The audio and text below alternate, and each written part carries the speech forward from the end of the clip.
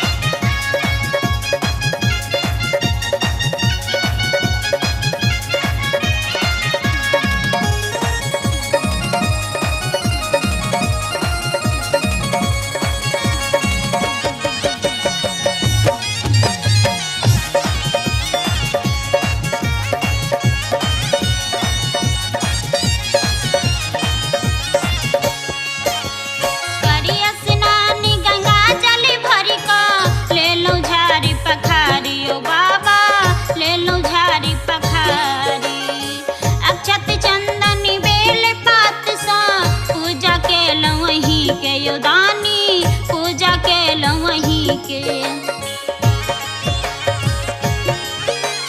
करी स्नान गंगा जल भर को, ले लो झारी पखारी ओ बाबा, ले लो झारी पखारी। अक्षत चंदन बेल पात सो पूजा के लवही के योदानी, पूजा के लवही के बम बम भोला हमरा के किया